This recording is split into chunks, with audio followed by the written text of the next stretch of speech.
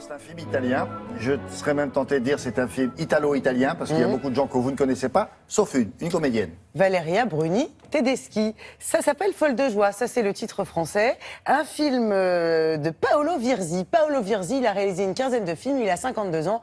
Il y a 2 ans, il avait réalisé Les Opportunistes avec Valeria Bruni Tedeschi. On en avait parlé ici.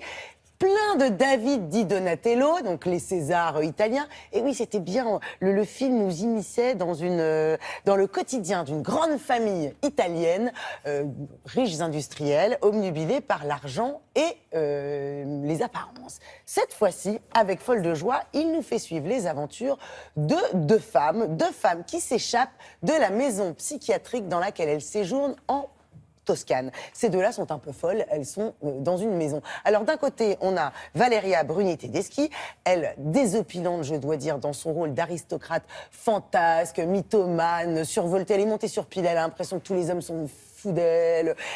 Très drôle parce qu'on la voit beaucoup dans du cinéma d'auteur, Valeria, c'est vrai. Là, elle s'amuse.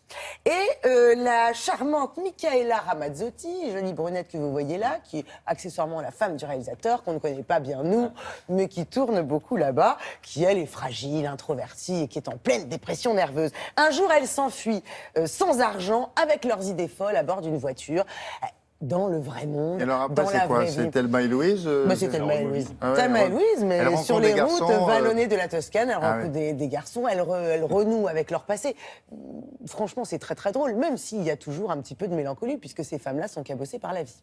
Nous avons rencontré Valeria Bruni Tedeschi, donc très snob et surpile dans le film, alors que dans la vie, c'est une femme tout à fait douce et charmante. Et timide. Bonjour Valeria. Bonjour. Beatrice, lo sai che non possiamo farti uscire. Sei sottoposta a misure giudiziarie restrittive. Ho detto di non toccarmi, ho capito che cerca di farmi la coccola, non mi tocchi. Bisogna che tu impari a relazionarti con le altre ospiti. Paolo Virzi, c'est pas la première fois que vous travaillez pour lui, c'est la 2e fois. Qu'est-ce qui vous touche dans son cinéma? Une grande tendresse et accueil des acteurs et des gens qu'il filme. Accueillir, c'est vraiment ce dont j'ai besoin comme actrice. Et je me sens très bien regardée, très, très aimée par lui. Forse nessuno te l'ha mai detto come sei bella.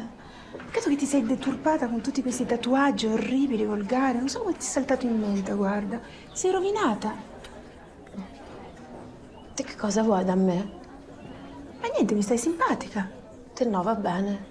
Ti vai a sedere da un'altra parte. Grazie. Il n'a pas peur de la sensualité des femmes, l'érotisme, le désir, la frustration, les rêves, la tristesse. Il n'a pas peur de la tristesse. Et d'ailleurs, il la filme très bien parce que ces deux femmes, elles ont vécu, tristesse. On se doute des choses très dures.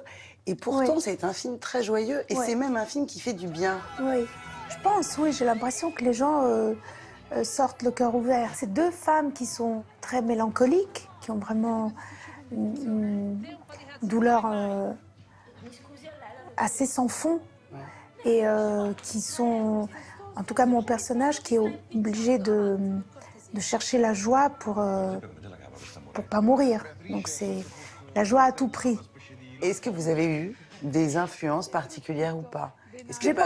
J'ai pensé beaucoup à un personnage de Tramway nommé Désir, à Blanche Dubois, qui est un personnage mythique, plein de contradictions et en même temps une grande cohérence.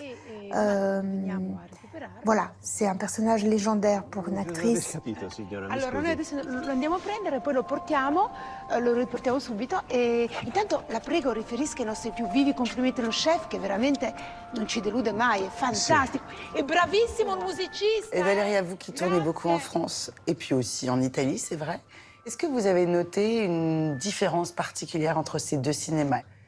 Non, pas plus que ça. À part la cantine. Alors la cantine. Qui est différente parce qu'en France, on a des cantines, on est d'habitude tous ensemble dans des grandes tables, sous des tentes. Et en Italie, on a des paniers repas. Ça fait quand même une grande différence parce qu'on n'est pas... C'est moins convivial, bizarrement, en Italie. Et je dirais que c'est la seule vraie différence. Comment vous avez réagi quand vous l'avez vu pour la première fois? Vous étiez étonnée? La première fois, j'arrive pas à voir. Vraiment à voir. Et je l'ai revu à Cannes. Ouais. J'ai beaucoup aimé à Cannes, beaucoup aimé le film. Mais si j'étais une spectatrice comme ça, qui n'est pas dans le film, je pense que j'aimerais beaucoup ce film. Je vous confirme. Merci beaucoup, Valéria. Merci à vous. Merci. Merci. Et oui, la Merci, cantine, grazie, au revoir. ce n'est pas la même chose. Quand on Non. lui dit la différence entre le cinéma italien et français, elle C'est n'en juste note ça. pas, à part le catering, c'est-à-dire la cantine en France, et chez eux, en Italie, les plateaux repas. Et chacun Entre va manger- les deux, mon chacun cœur balance. va manger dans son coin. C'est ça. Ah, Ça sort le 8 intéressant, juin, ça. dans 10 jours. Oui. C'est un film qui fait beaucoup de bien. Merci beaucoup.